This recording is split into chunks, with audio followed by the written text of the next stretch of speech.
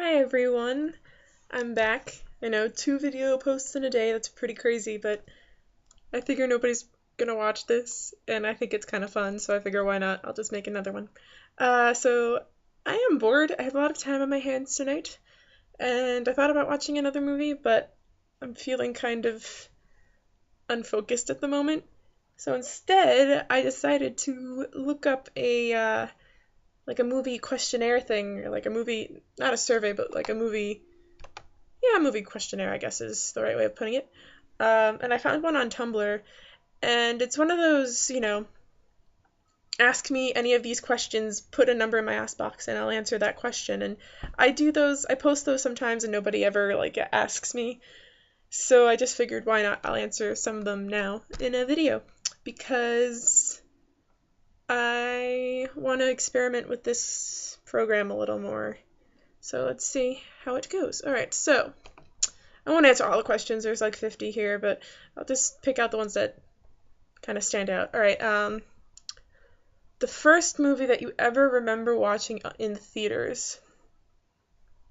I think I'm pretty sure it's the earliest movie I remember is 101 Dalmatians, the live action one with Glenn Close. I think that came out in like 96, and I'd probably been to the movies before that, but that's the earliest one I remember. I mean, I don't remember the details, but I definitely remember going with my sister, and I'm sure I enjoyed it. I mean, I'm sure if I watched it now, I'd think, wow, this is awful. But the great thing about like being a little kid is that almost any kids movie that you sit in front of, with some exceptions, I'm sure, but like almost any movie, a kid will enjoy it. Unfortunately for the parents, sometimes that's not always the case, which is why it's great now that they're making kids movies that both parents and kids can enjoy, because for a while there it's kind of a dry spell, especially in like the early 2000s. Like other than Pixar, you had like before DreamWorks got good, you had Shark Tale and stuff like that, and it was just like oof, not so good. That's probably the case with 101 Dalmatians, but at the time, I really liked it. And then, or at least I'm assuming I did. I honestly, who knows? And then I think that was 96. And then I think 97 might have been George of the Jungle. Maybe that was 97, 98. They all kind of blur together. Early movies in general that I remember: 101 Dalmatians, George of the Jungle, Madeline, the live action version of Madeline, and Mousetrap. I loved that movie. And if I watched it today, I'd probably still love it. I just thought it was great. And my poor sister, she dragged me to all these things, and God bless her. Because she's 10 years older than me, so she was probably sitting through these things like, oh God. I was like, when I was 5, she was 15, so, imagine being a 15-year-old and having to sit through George of the Jungle. Jeez. But, you know, I'm sure I had a great time at all of them, because, kids are dumb. Let's see what else. Top 5 movies. This is really hard because there are certain movies that I love, but like if there's a lot of time, if there's a big gap in time since I've seen it, I forget how much I love it, and then I go back and watch it again. I'm like, oh wow, I forgot how much I love this movie. So my top 5 is always changing. I think I'll movies that will always be my favorites no matter what. We got the Lord of the Rings trilogy. I count the trilogy as one movie, but if we're being specific, if I had to pick one, I'd pick Return of the King. So we got Lord of the Rings, The Ghost and Mrs. Mirror, which is an extremely underrated black and white movie, which I'll probably talk about sometime. What else? Wall-E. Wall-E is definitely up there. It's my favorite Pixar movie. Sunset Boulevard, I really love. Sorry, it's just the dry weather. It's making my nose itchy. Sunset Boulevard. What else? Beasts of the Southern Wild, I've watched like 6 times since it came out 2 years ago, and I really, really love that movie. I think a lot, just like, I mean, I know the whole is greater than the sum of its parts, but the individual elements of that movie are just so wonderful.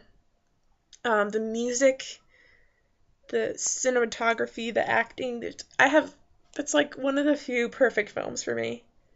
Um, and I'm really excited. Ben Zetlin, I think the director's name is. I'm really excited to see what he has to offer in the future. Please excuse this. This is gross. I'm not. It's just itchy. Um, so yes, those are some of my favorite films. But I don't know if I have a definitive top 5 list because it's always changing because I'm always revisiting movies and seeing new movies and you know stuff gets shuffled around. But my favorite film will always be Lord of the Rings, I think. Uh, an underrated movie, Ghost of Mrs. Muir, definitely. Please, I'm so sorry. I'm so annoyed by myself. The Ghost of Mrs. Muir is a love story between a woman and a ghost, which sounds really stupid, but I promise you it's not. Takes place at the turn of the century in England, and this she's it's about a a widow living in a cottage by the sea, and it turns out that it's haunted when she moves in, and all the previous occupants have been scared of the ghost and have fled the house. And when the ghost tries to scare her away, she's like, "No, I'm not leaving this house. I love it." And they form a relationship, and it's just I think it's like one of the most romantic films that I've ever seen in my entire life. I love it. I'm so sorry. I'm gonna keep apologizing about this, but my nose is so itchy. Um, yeah, so it's just a beautiful film. I might make a blog post about it at some point, going into more detail.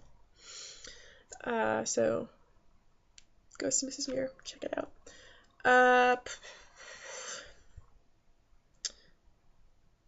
A movie that not many have heard of that you've seen. Well, I guess The Ghost of Mrs. Muir. Definitely. Well, it's funny though. I've seen a lot of I'm not trying to sound like a film snob because I'm not. I love all types of films, awful films, silly films, um, whatever. But I will say that like I grew up in a household, well, at least my mom from an early age, I grew to appreciate movies because she loves movies, and she loves a lot of older like black and white films because when she was younger, like they'd be on TV sometimes, or you know, she would just be able, she had like for her that was just, it didn't matter if a movie came out 20 years before you were born, you just saw it. Whereas now, like a lot of people my age aren't familiar with older black and white films, which is like natural. And it's not a problem. I just hopefully at some point they will discover those films because I don't want them to be forgotten. It'd be a shame if movies like Sunset Boulevard or Casablanca will never be forgotten because it's like a lot of people consider that the greatest film of all time, and you know I just don't think people are ever gonna, as the years go on, there's certain films that will stand the test of time, but there are other ones like The Ghost of Mrs. Muir. I keep bringing that up, but like there are other smaller films that aren't as well known that I'm afraid will be forgotten, and that makes me kind of sad. But that's why 20-something-year-olds like me who pretend to know stuff about movies make movie blogs so they can talk to other people about this stuff. So, oh, by the way, I'm up to 7 followers, 5 of whom are my friends, but it's okay. We're going places. Somebody reblogged my Laura review. That was very exciting. Oh gosh, this is embarrassing. I hope nobody actually watches this. So yeah, I guess like I just seen a lot of black and white movies that possibly a lot of people haven't seen. Favorite Disney movie that is not Pixar? Probably The Great Mouse Detective, which is also an underrated movie. Yeah, I grew up with that one and I always thought it was sweet. I think I had a crush on Basil, which is kind of weird because he's a mouse, but it's alright. He's a Sherlock figure and it's hard not to have a crush on Sherlock, I guess. Favorite movie soundtrack? Well, there's Bernard Herrmann's soundtrack for The Ghost of Mrs. Muir. I promise you I know other movies besides that one, but that's a beautiful soundtrack. Lord of the Rings, the extended edition soundtrack to Return of the King. I mean, I could listen to that on repeat till the day I die. I never once get sick of it. Beast of the Southern Wild soundtrack, which was also composed by the director and another man. I can't remember his name at the moment. Dan Romner. I think it was Ben Zetlin and Dan Romner, something like that. Probably butchering the names, but this is off the top of my head. What else? What other soundtracks? Amelie. Oh, Amelie has a beautiful soundtrack. Um, yeah, that's a beautiful soundtrack. That's another one of my favorite movies, Amelie. Um, so yeah, I'm a big soundtrack fan. What else we got here? Favorite musical? Probably Mary Poppins. Um, a movie you wish they never made. Huh. This is hard. Well, okay, controversial here.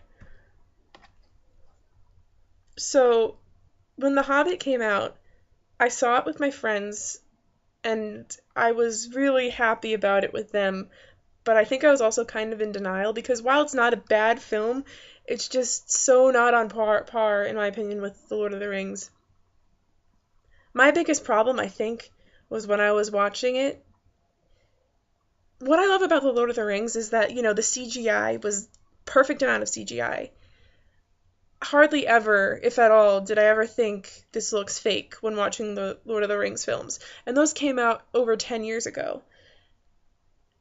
They just used so many practical effects that were awesome. The makeup and the orcs and everything was awesome. And then when I go to watch The Hobbit, I'm sitting there and I'm just thinking, like, I'm not drawn into Middle Earth because it all looks so fake. So I'm pretending to like the movie, and I tell my friends I like the movie, but I was just lying to myself because I did like the movie, but it was a letdown for me. Now, I'm not saying that it shouldn't have been made. I'm just not sure if the way that it came out was the... I'm talking in circles, but I feel like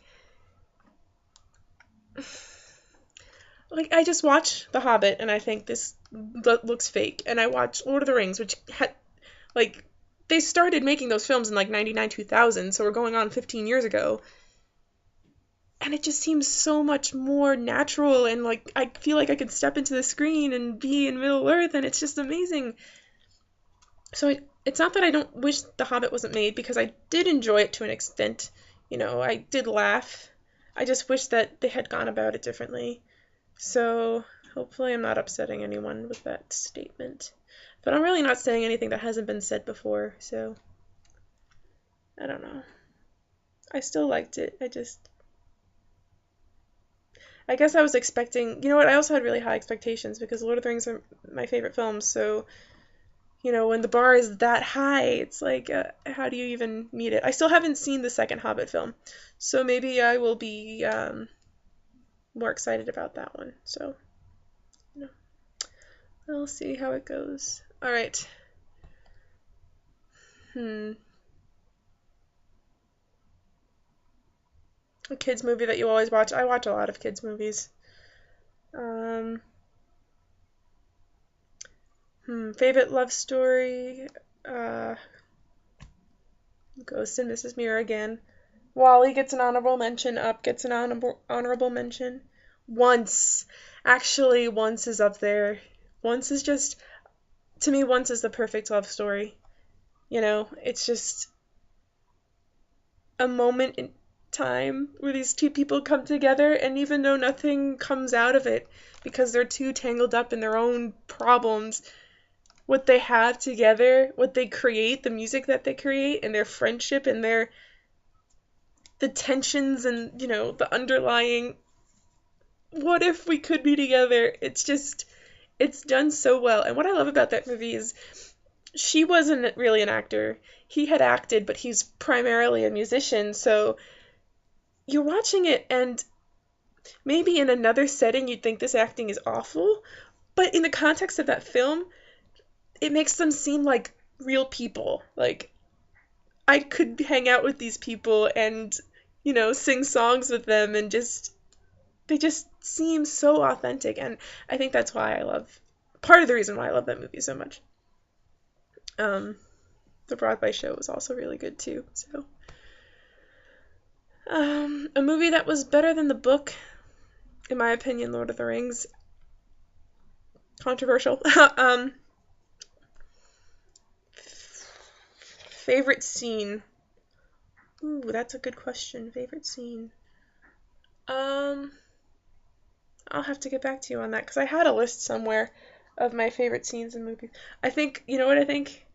In 500 Days of Summer, expectations versus reality, when Tom goes to Summer's apartment, and it's after they've broken up, but they've kind of gotten back in touch, and she invites him to a party.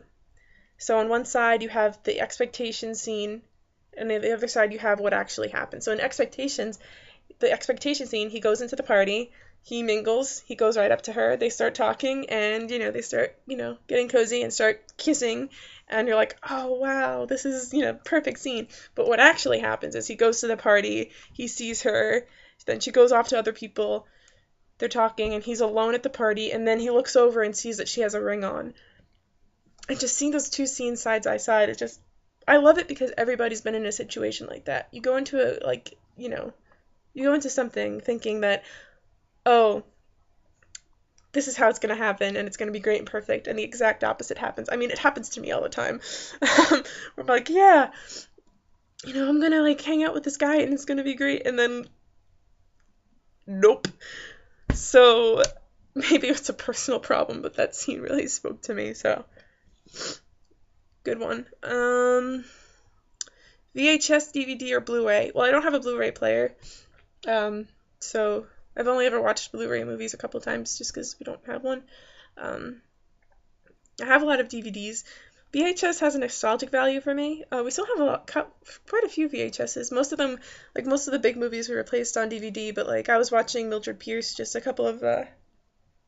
few hours ago, and popped in the VHS. So, I mean, I don't know, the really funny thing was we have a really, really, really old copy of Pinocchio, and at the beginning, it has an ad for the Black Cauldron coming summer 1985. Just, it was 6 years before I was born. It's crazy. A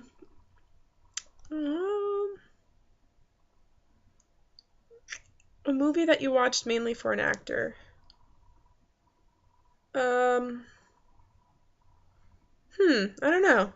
I know I've done that before, but I just can't think of the movie. Can't think of any examples. Yeah,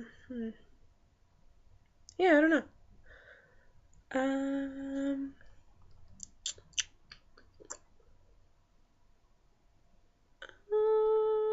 A movie that I hate. Well, I'm trying to think of a movie that's well liked that I hated. I remember not liking Old Country for Old Men when it came out, but I didn't hate it. Well, okay, my least favorite movie is a movie that is kind of universally panned. It's called Good Luck Chuck. Uh, I've never been so. I don't really get offended. I'm a pretty open-minded person when it comes to comedy. I'll laugh at almost anything. If it's in a context that's funny, if it's a slightly offensive joke, I'll laugh at it. But I was just as a female, that movie offended me. Basically the premise is Chuck is this guy, and anytime you sleep with him, the next guy that you date is going to be the one. So all these girls fling themselves at Chuck, so afterwards they find their true love. And it's just the sleaziest movie.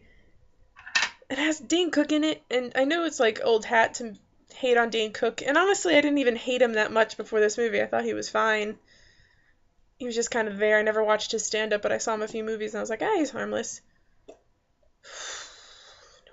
No. I really hated him after that movie. And it's not necessarily his fault. I mean, it's just a gig, but you know, hate that movie. Um, a guilty pleasure. It's not really guilty pleasure, but like it's kind of random. I really love the movie Casper with Christina Ricci, and Bill Pullman, I think his name is. Um, that was a movie that was on repeat when I was a little girl. Um, on in my house, I had the VHS of that, of course, and I don't know. I think I like it because of like it's so sad. Um, Spoiler alert. So at the end of the movie, Casper is allowed to be a human boy again for like an hour, and there's a big party and um, at the house, and he comes down and he sees Kat, Christina Ricci's character, and she sees this handsome boy, and she's like, "Who could it be?"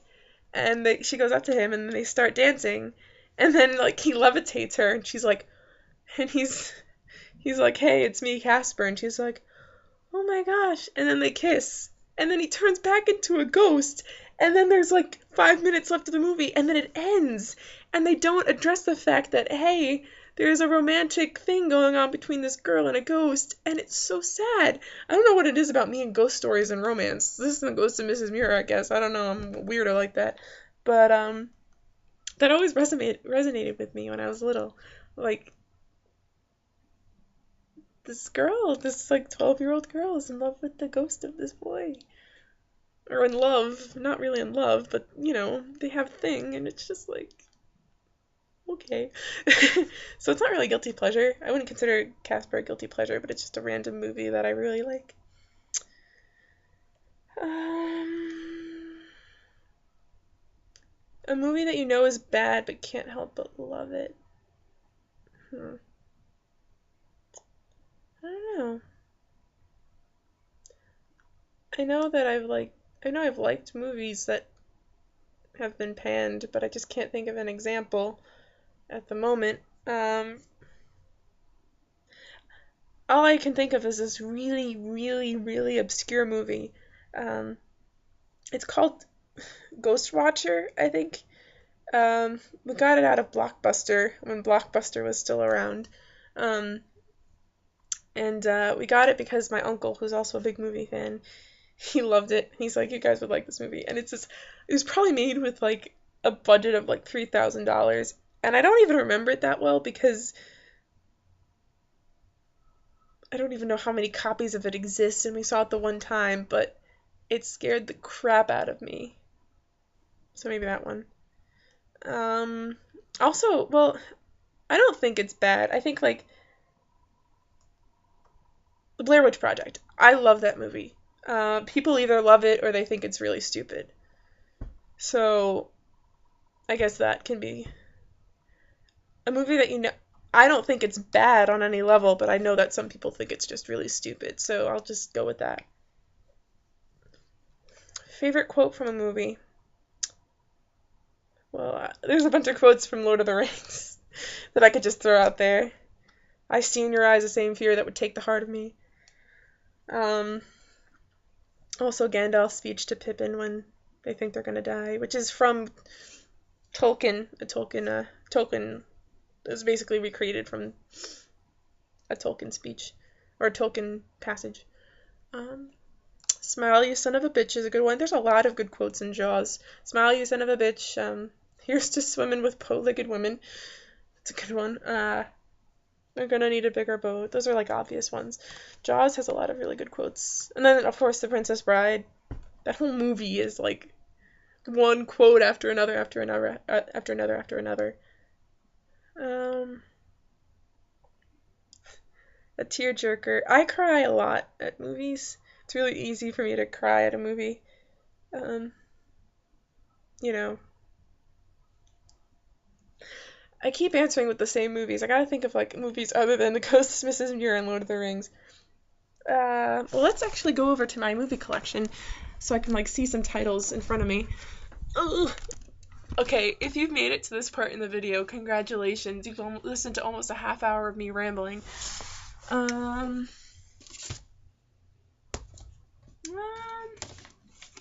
Oh, Jurassic Park's one of my favorites.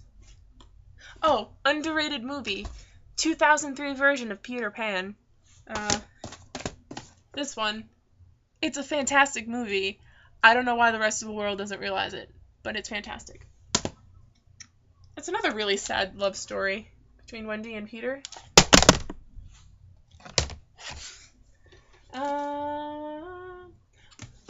Favorite sci-fi movie? I have a lot of favorites, but Moon is definitely up there. I won't, if I describe too much about this movie, like it gives away a huge plot point. All I'll say is that Sam Rockwell plays an astronaut who's been living on the moon for the past couple of years. I forget what he's doing, harvesting moon rocks or something, or harvesting energy. I don't know. That's not the important part. Watch the movie and you'll see.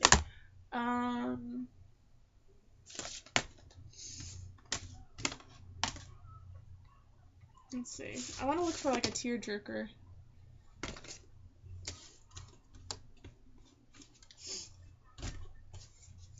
One Flew Over the Cuckoo's Nest, I'd say, is a tearjerker. Oh yeah, hi, Lord of the Rings poster.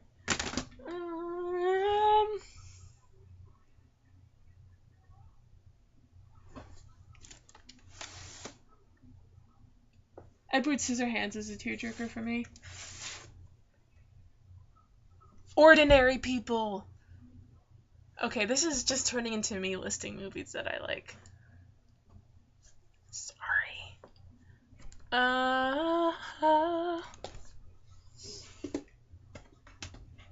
Yeah, okay. Favorite weird movie?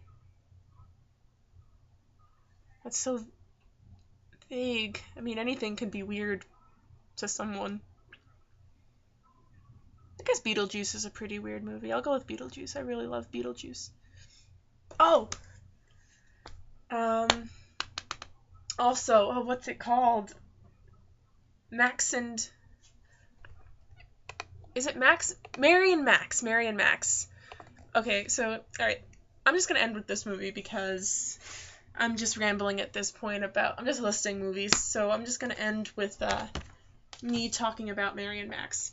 So, Mary and Max is the story of this strange little Australian girl who doesn't have that many friends and decides to look for a pen pal. So she goes to the phone book and, flips to a random page and finds the address of Max, a 40-something-year-old man who lives in New York, who also has Asperger's.